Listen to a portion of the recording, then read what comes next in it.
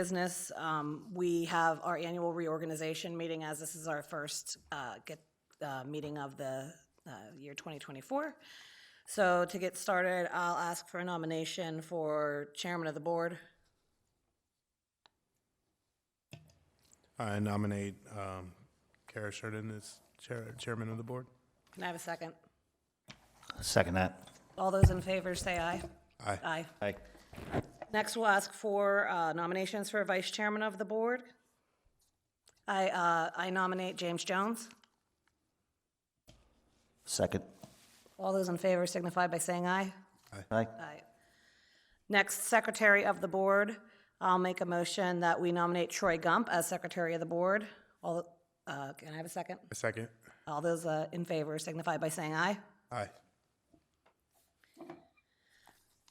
Next, for solicitor of the board, I'll make a nomination that we nominate Tucker Aaronsberg as our solicitor for the Cecil Township Zoning and Hearing Board. Can I have a second? Second. All those in favor signify by saying aye. Aye. Aye. The next item is we need to establish a time for our monthly meetings. And I'd like to suggest that we have the monthly meeting the third Monday of every month at 7 p.m. at the Cecil Township Municipal Building. Can I have a second? A second. All those in favor signify by saying aye. Aye. Aye. Okay, on to approval of the minutes from our December 18th meeting. I will ask for a nomination for approval of the minutes. I motion to approve the minutes. Can I have a second? I'll make a second. All those in favor signify by saying aye. Aye. One abstention. Okay, we have no old business at this time, and our new business, first item on our new business is application 2024-001, the Erskine Appeal. This is at 3994 Overview Drive, Canonsburg, PA. We have received an application on this. If there's anyone in the audience that would like to make testimony on any of the items on the agenda for today, if you could stand up to be sworn in. Anyone who plans to say anything. It's better that you just do it. You may speak. Do you solemnly swear the testimony you're about to give will be the truth, the whole truth, and nothing but the truth, so help you God? Okay, thank you very much. Okay, so for the Erskine matter, if anyone is here that would like to come up and generally kind of give us an overview, provide us with some information on the status of the application. We have received the information in the application, but you have an opportunity at this point to stand up to provide further details on the items. Madam Chairman, I think this is an appeal of Okay. a zoning officer determination, so I think the township, through their zoning officer, should probably be the first to proceed. in Okay, this one. great. Do you want me to go to the podium? Yeah. Okay.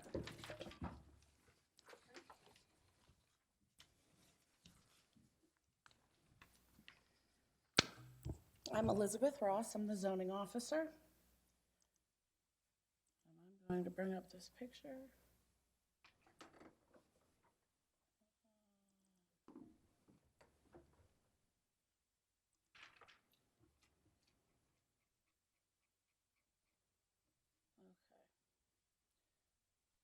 We're looking at lot 620 in the overlook at South Point Development.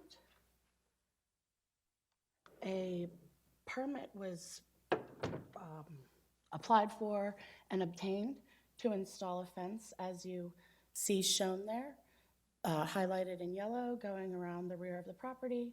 And it would seem that that's not how the fence was installed. It actually comes past that rear property line and protrudes into the common space back there owned by the HOA. So the notice of violation was written to the property owners for putting in a fence contrary to what was submitted and approved for the issuance of the permit. They chose to appeal that violation rather than comply and try to move the fence. They did submit, you'll see an agreement that they were working up with the HOA regarding the fence being there. But that's really all I got. That's why we're here today. Any questions for me? I have no questions at this time. Anybody else?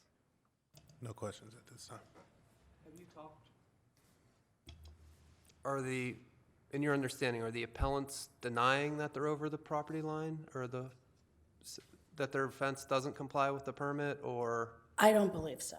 Okay. You'll get to go. Yeah, no problem. Okay, that's all. Okay, anyone, you can go right ahead up to the podium and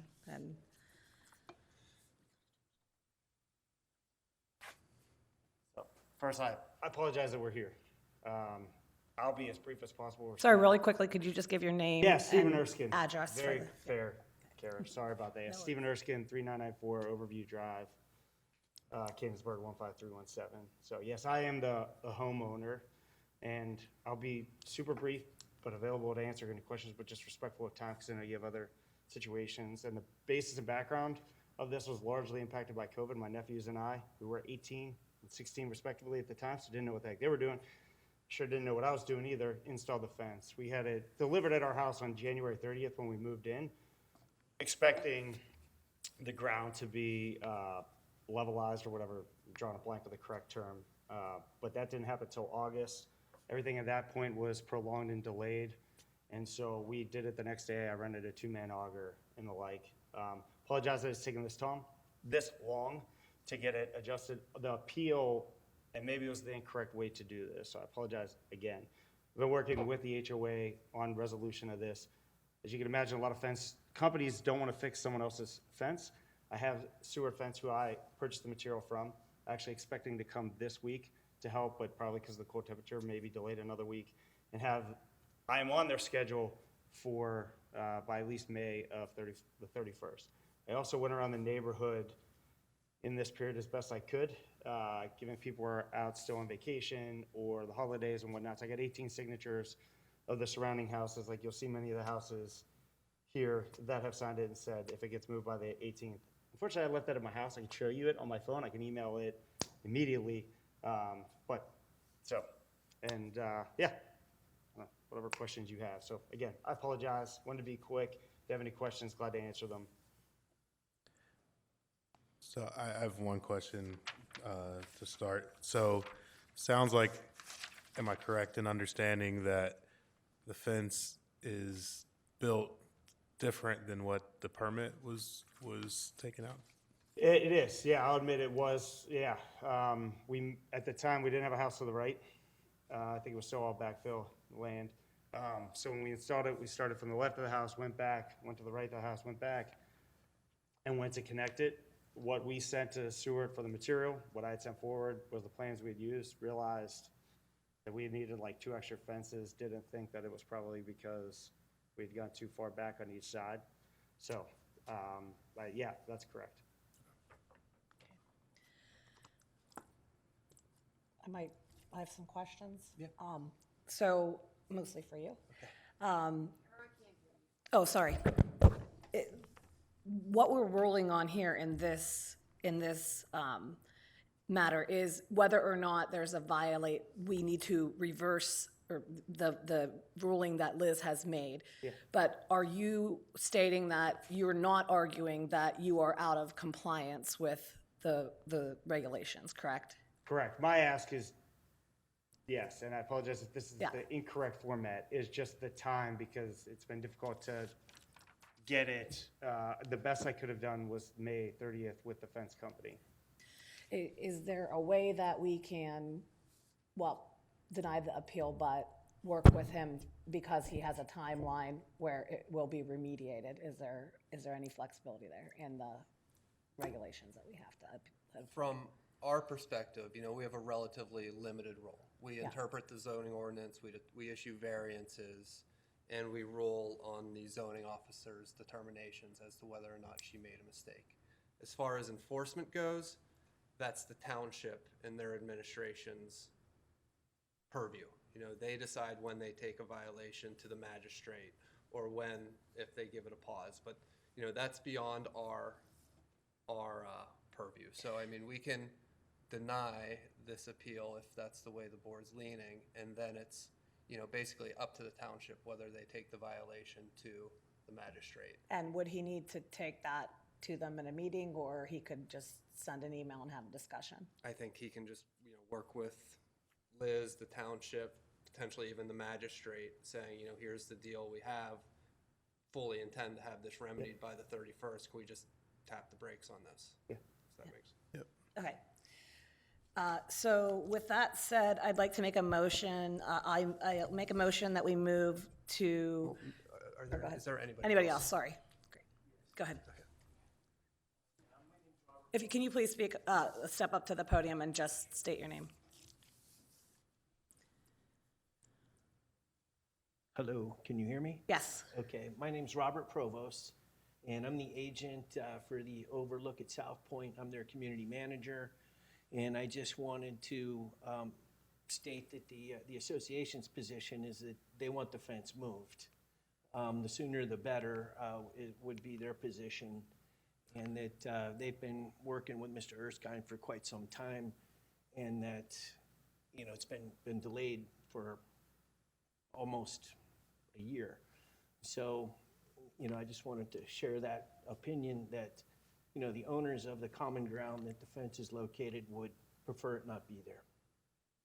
Thank you. Thank you. Anyone else? So just to clarify, our position here today is to determine whether or not it's in violation. It's outside of our purview to grant anything beyond variance. We can't grant a delay, is that correct? Right. Our role is just to simply say if Liz properly issued the notice of violation or not. Copy. So in that case, I'd like to make a motion. I move that the decision of the zoning officer be upheld. I second. Okay, all those in favor signify by saying aye. Aye. So any future work, you'll need to go to work through Liz with the township and determine kind of a path forward, if you will, to avoid any further issues there. Okay. So with that, we will move on to the second item on our agenda, application 2024-0002, the Shodel appeal. I believe that in this case, we received a communication, correct? Liz, do you want to just kind of summarize it for us or read it into the? I will read it. This Thank is you. from James McGraw with the Lynch Law Group regarding the Shodel zoning appeal. He says, per our discussion, I am writing to request a postponement of the Shodel zoning appeal matter until the township's February zoning hearing board meeting. This request is due to a scheduling conflict for us and a need to be able to meet with our clients ahead of time to prepare for the appeal hearing. Please let me know if you need anything additional. Thank you. Okay, so with that said, I'll make a motion. I move that we continue this hearing at the appellate's request to the board's February meeting. Can I get a second? Second. All those in favor signify by saying aye. Aye.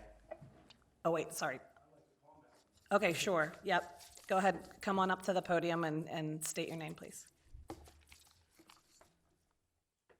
Okay, surprised he's not here tonight, but, I don't know, I wrote a statement. I don't know. Sir, could you identify yourself before? I don't know, I won't pass it out then. I'm Jeff Mitchell, I live on McConnell Road, and I live right across from his place of residence. And where that application was, where he was granted a no impact, home-based business, okay, which everything on here has pretty much been violated. And I just wanted, for the record, I wanted to come down here and tell you that I am Jeff Mitchell, a resident of Cecil Township on McConnell Road. And like many others in our community, I value the tranquility of our residential spaces. We have chosen to live here with our families and children for the peace and pleasure it brings us. However, this tranquility is being threatened by commercial activities operating inappropriately within a residential zone. This issue is not just about preserving peace, but also about upholding the zoning ordinance that govern our township. These rules were put into place to protect the residents from exactly this kind of disruption. It is crucial that these regulations are maintained for the character and quality of life that we have been afforded for so many years. And I also looked up, according to a study by the American Planning Association, inappropriate commercial activities within a residential area can lead to increased traffic congestion, pollution, property damage, and even increased property values. This is not what we signed up for when we made the decision to spend our hard-earned money to make Cecil Township our home. And I've been here for 60 years, okay? I don't want to see Cecil Auto across the street from me, or Buggies, or any of them, because you know what that has. There's going to be stuff everywhere. You know, he signed up to clean cars, put them in that garage, clean them, and move on, get another one. Well, that's not the case. You know, I was okay with that, but it's going to go way beyond that. It's going to move down over the hill into that garage that's built down there. It's going to escalate, and it's going to escalate. And I have no problem with the guy. He's a great guy. He's very, very good at what he does. He should do very well at what he does. I hope he finds a place so he can expand and grow his business. That is not the location to grow that business. All right. Thank you. Mr. Mitchell, can I just ask a couple more questions since we have here today? And we'd be happy to take a copy of your statement to put it Okay. into the record. That would be great. Just want to have you provide a little bit of additional background around sort of what is happening in the location on a daily basis. What are the hours that he's operating that business? Is there any interruption to kind of traffic on the road or anything like that? If you could just, since you're here, don't want you to have to come back if you don't want to. Yeah. But give us a couple comments about what your day-to-day experience looks like. Well, it's wintertime, it's hard to do a lot of things, so everything's being done down in that garage, which the permit says it has to be in the home you live in. It has to be part of the home. So that's violated it right there. He's down over the hill doing that stuff in that garage. Okay, nothing's being done up there where it's supposed to be done. Okay, this should have been inspected before it was ever approved. And you wouldn't have granted this no impact permit. And, you know, the stuff's piling up down there. Tents are being built to hide the equipment that's being brought down there. You know, ATVs, whatever, it's all being, you know, kind of trying to hide it, you know, so it doesn't look like it's escalating. And it's wintertime, and he's just starting out, so it's going to be small right now. But, you know, in the summertime, the yard's full of cars, you know, that just got buffed out, and they're on display to show, you know, what a great job I did and everything like that. But that's not what that area's for. Okay, you need to showcase something. You need to go find a place where you can showcase your work, not in the neighborhood where people, you know, want to sit out on the porch, drink coffee, and not hear somebody down there, you know, sanding the car down or changing tires or whatever they're doing down there. Yep. It's just going to escalate. But that kind, and like I said, there's a bus stop 50 feet from that property. Buses there 3 times a day, three buses 2 times a day. You know, it's just a hazard. You know, everybody just pulls right off into the yard with their trailers, unloads their vehicles, whatever. You know, there's no room. You can't park on the road there. It's a busy road, and you can't have vehicles parked on that road, people waiting, you know, to have their car fixed or buffed out, or, you know, like I said, you go to somebody's house, pick up their car, bring it home, wash it off, put it in the garage, you buff it out. I have no problem with that. You know, but it didn't, that's not what it became. It became something bigger, and it's just going to get bigger. Yeah. Sir, can you, since the motion before us is to continue the hearing to next month, are you able to come next month and share your testimony while the applicant is here? Oh, absolutely. If I know he wasn't going to be here, I'd stay home and watch a Steeler game too. You know what I mean? I mean, this is ridiculous, okay? He postponed it for whatever reason, I don't know. Okay, but He knew there was gonna be a absolutely, snowstorm. I'll absolutely come here again. Okay. Yeah, I think that's the best way to handle this. Just come while everybody's here at the same time, and then you can, you know, put your objections and concerns on the record. I would just like to say we do love to hear your side of the story as well, and we do appreciate your concern and candor. So that's why we are asking that you come, because right now our motion is to push it into the next meeting, but we definitely want your side of the story to be represented.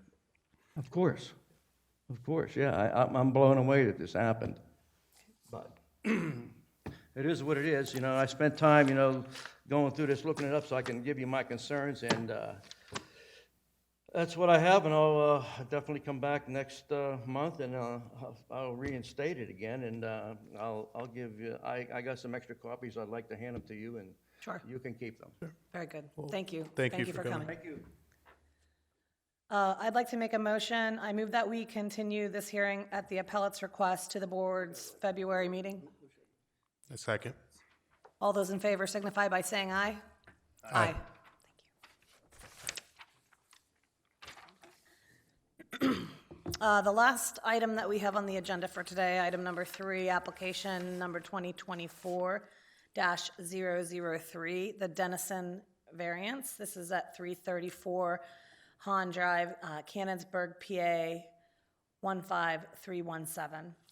This is nature of this request is a variance to construct a new single-family dwelling on a parcel with an existing single-family dwelling. This is not an appeal, this is an application.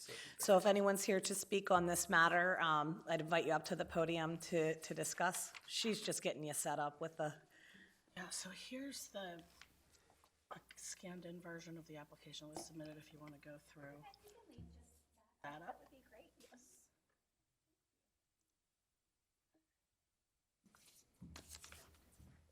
Hello, my name is Katrina Harmel. I am the civil engineer for Scheffler and Company. I'm here on behalf of Michael Dennison, the property owner. Hi, Michael Dennison, property owner. So, if it's okay, I'm going to read the letter just so we have it all on record here. Michael Dennison owns the lots at 334, 340, and 340A Hahn Drive, and has been approved to consolidate the 3 lots for the purpose of having his horses on his property. A minimum of 10 acres is required for the agricultural use. The 3 consolidated lots will have an area of 10.722 acres. 2 houses existed on the 3 lots, at 334 Hahn Drive and 1 on 340 Hahn Drive. The house at 340 Hahn Drive was demolished in the summer of 2023. The plan is to build a new house in its place. However, upon submission, Mr. Dennison was informed that he can't have 2 single-family homes on the property. However, the older house, they don't want to tear it down. It's in decent shape, and it's been there. 2 houses were there before, 2 houses would be there now. So it comes down to interpretation of Section 1204 of this being a subordinate use. And they could use it as a guest house. They're willing to change the look of it, however it could be, to make it not look like a primary use. But under Section 1204, it does state that if it's on the same property, owned by the same landowner, it could be considered a same use, and it does qualify for the bulk regulations. So that's why we're here tonight, is that their dream was to, have the horses on their property so they could take care of them right outside their door, and that could be accomplished with consolidating. But now they can't build a house unless they tear down the old one, or they can't have the horses if they don't consolidate. So we're in a situation where it kind of is an unnecessary hardship, because it's based on the interpretation of there being a second structure. It doesn't need to have to be a primary. It could just be a secondary subordinate use. Can I start with questions? sure, go ahead. What happened to the barn, the indoor riding arena? Can I? Yeah. Let me say real quick, sorry. So, stormwater management was going to be required to put the barn in. And so it was very expensive. So he priced out what it would cost to do the construction. We applied for NPDS, but then we withdrew it because once Mr. Dennison obtained the pricing, it was just too much money. So is the plan not to have the horses anymore? No, they'll have the horses. They'll have like a little shed next to the house, the existing house that's there now. There's a design for a shed right next to it, and it's enough for a couple of horses. How many horses do you have? 2, 3? Two horses. Okay, so you only have to have 2 acres of land for 2 horses. I thought that you had to have 10 acres for any horses. That's not accurate. So we have an ordinance that regulates the keeping of horses and other animals on parcels less than 10 acres. Okay. The requirement to consolidate and get that 10 acres for the agricultural was for the big barn with the riding arena. But do you want to have more Inside. horses later? Yeah, I mean, So, so you don't have to consolidate unless you're doing, the whole reason for consolidating to the 10 acres was to have the big barn with the indoor riding arena. Because once you get bumped, that was that. flying rubber bands, once you get bumped, sorry about that, into the agricultural regulations, then those accessory structure restrictions don't apply. So you're able to have that nice big barn. So just to clarify from a zoning perspective, to have 2 or 3 horses, you don't need to consolidate. We would want cleaning green though, I thought. That would be 10 acres. Okay, so I don't have anything to do with, Yeah, Clean Michael and green. Dennison and Tiffany Dennison are both property owners. but yes, I do believe that's accurate, but I don't heard more professionally have anything to do with that. But cleaning green is 10. So that would be the other benefit. Okay. And which is what we had envisioned with 10 acres. And the parcels are lined up to each other. You can see on the screen that 2 of the parcels are typically single-family residential lots. And the other parcel is I don't want to say it's steep, it's like Pittsburgh, steep. It has some rolling hills. It's really not developable in a sense that without a lot of expense. So it would be better just to consolidate all 3 parcels and use them because then there would be room between them and the next door neighbors for having, their horses. Thank you, that's all the questions I had. You. So what are the dates planned for the construction of the new home if that were to proceed? So we're obviously waiting for this. We were looking at starting this spring and starting construction this summer and working, they claim about a year, so we'll be looking into next year for completion. Would you be living in the home, the existing home at that time? No, You live somewhere else. yeah, right now it's empty. And have you looked into the possibility of, because there's a very clear definition of what is allowed that we do not allow 2 primary structures to be on a property, and that really we don't allow for the concept of guest houses if you read into what it's looking at. But my question is, have you looked into the possibility of subdividing off that existing home, because you need the 10 acres, right? You only need 10 acres and you have 10.774. So what's preventing you from doing that so we can all be in accordance with the rules? So in the state of Pennsylvania, for on-lot sewage, you have to have a minimum of 2 acres.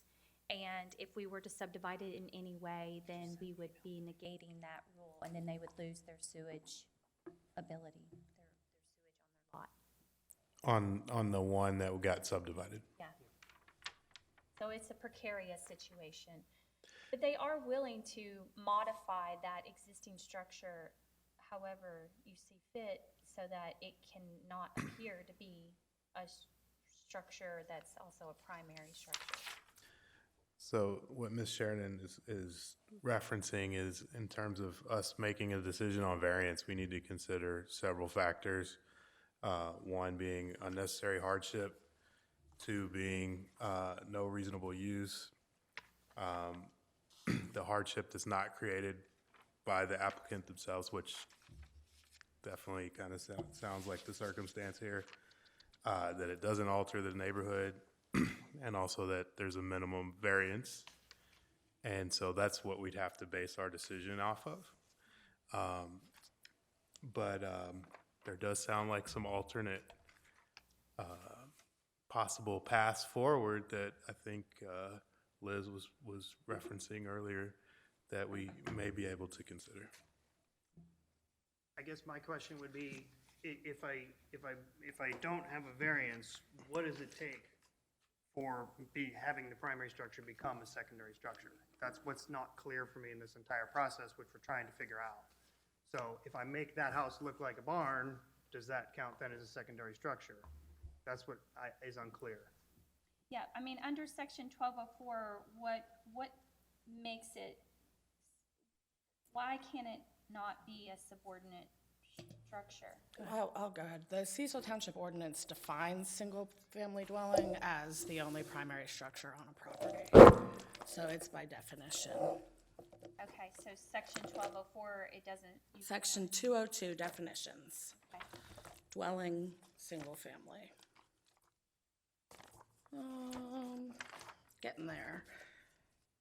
Yeah, so it's a residential building containing one dwelling unit and which is the only principal structure on the lot and is separated by open space around the entire perimeter. So that's just where it differentiates between the different types of dwelling.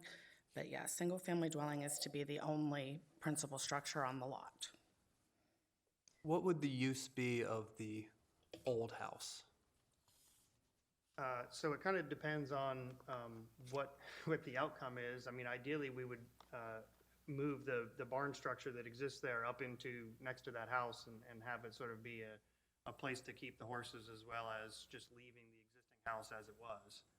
So we'd probably have to add a little bit onto it and then leave whatever's there. But what would you use the inside of the house for? So far, ballerinas stay there. So you're using it as like an Airbnb? No. No, A it's friends free and family. Airbnb? Friends and family, basically. Family have been staying there. We had it as a COVID house. If we were going to grant the variance for a second dwelling, who would be residing in the home? No. There'd be a primary home for us. The secondary home would not have anybody in it. Yeah.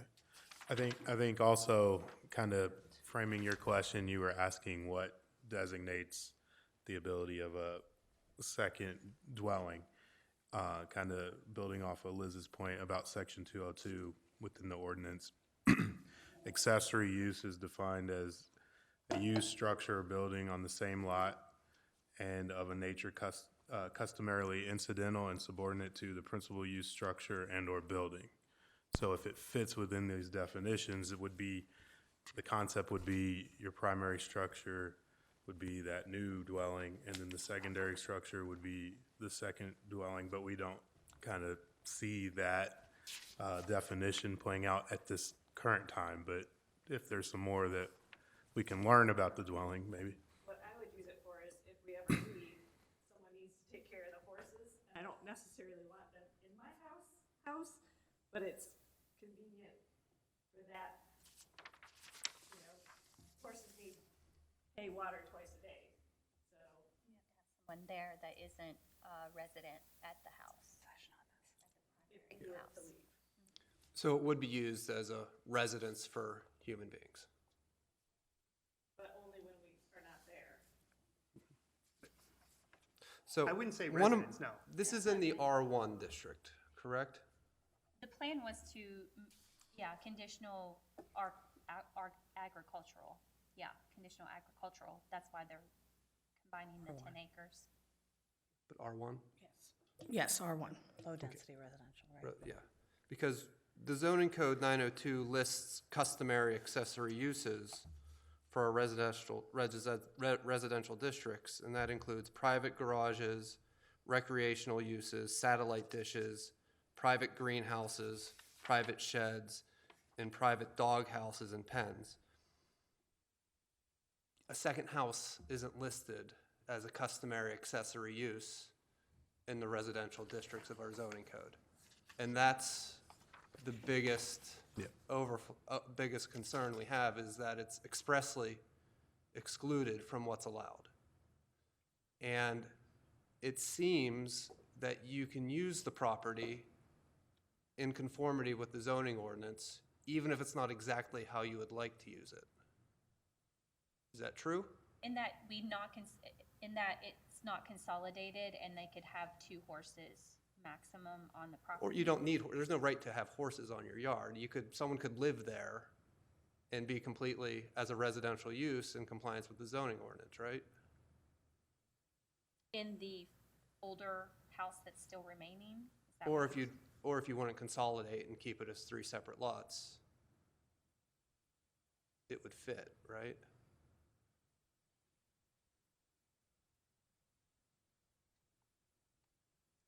Not sure I'm following. The property can be used as zoned. It can be used as a residential lot, yeah. Yep. In short, it already has been, so Has that's been, the yeah. evidence. There were that- 2 houses, one was torn down, they were just gonna put another house on. Right. And the only issue here is the consolidation of the 3 lots. Had it been separate into 3 separate lots, and one of the lots, you demolished the house and built a new house, that's totally viable, I think is what he's saying. You could do that, right? Right, And you, consolidating. right, and you could even consolidate 2 of them if you wanted to for some reason, and leave the third one. It wouldn't be 10 acres, that's the problem, it's just short of 10 acres, so maybe we come back for a variance. It's like 9.89, it's so close.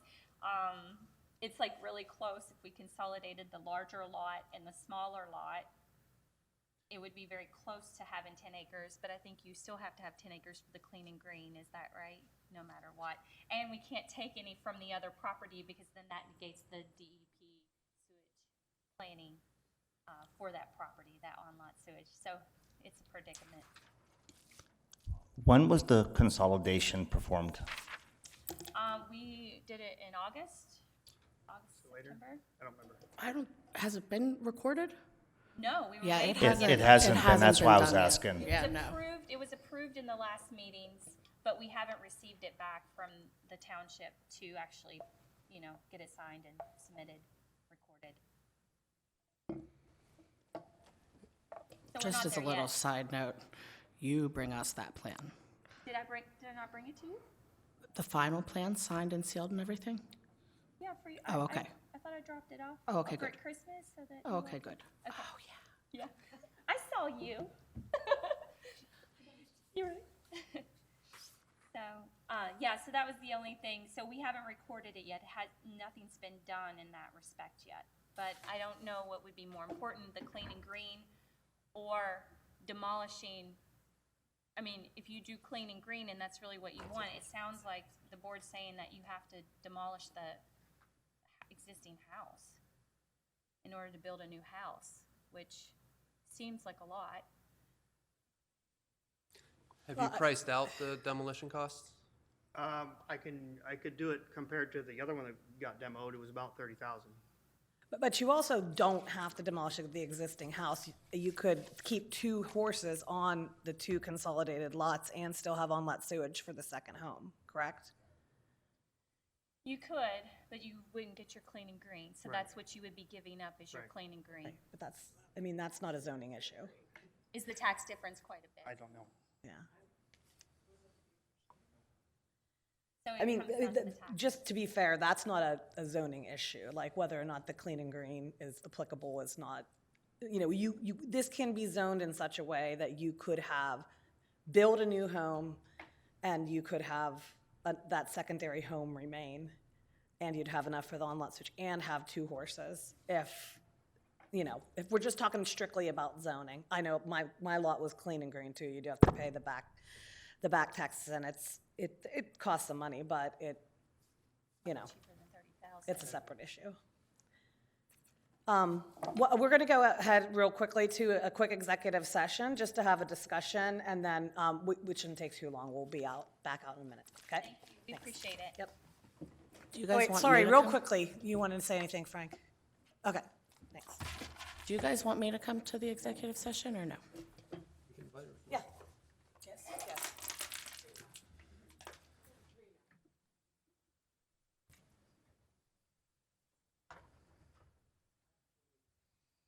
They're scored and then the bill's scored. Okay, so what's the score? We're losing by 14.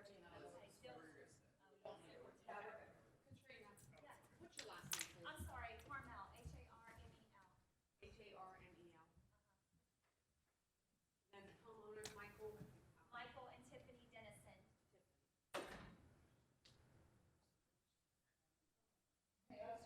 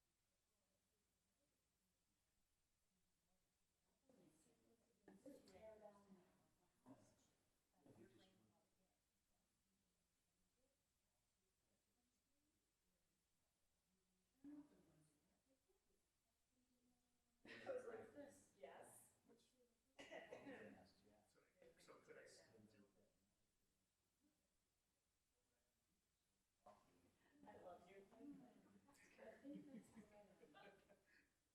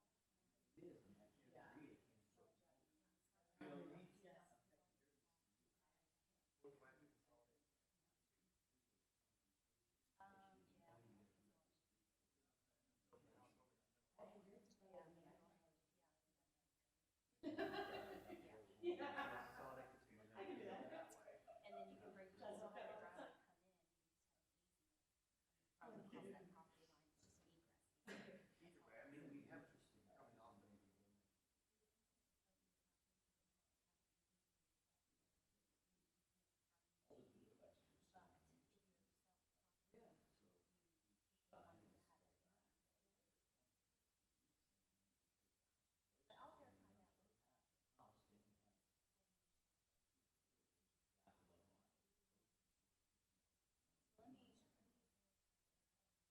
the young man Stallman. Old house to new house on the back side, so you could actually have an access. Because it would be better to come in from there, because you're steep on the other side. I'm sure they will. Because this is the low side. Professional opinion. I don't think. Yeah.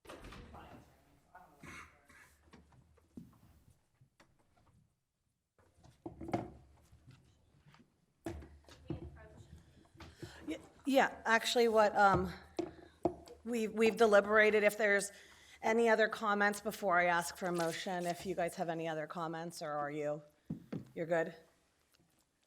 I think we're good, unless you want me to mention, do you want me to mention anything? No, we're good. Okay, I'll ask for a motion. All right. I move that we deny the requested use variance. I'll second it. All those in favor signify by saying aye. Aye. Aye. Aye. All right, if you can feel free to work with Liz to come up with some alternatives. Okay, thank you. Okay. And we'll issue a written decision on this too, so if you would like to appeal it, you have that right as well. Okay, thank you, I appreciate it. Any further issues members of the board have for tonight's meeting? I'll request a motion to adjourn.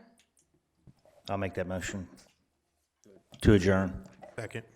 All those in favor signify by saying aye. Aye. Aye. Oh, wait, hold on. There we go. Meeting adjourned. 7:46.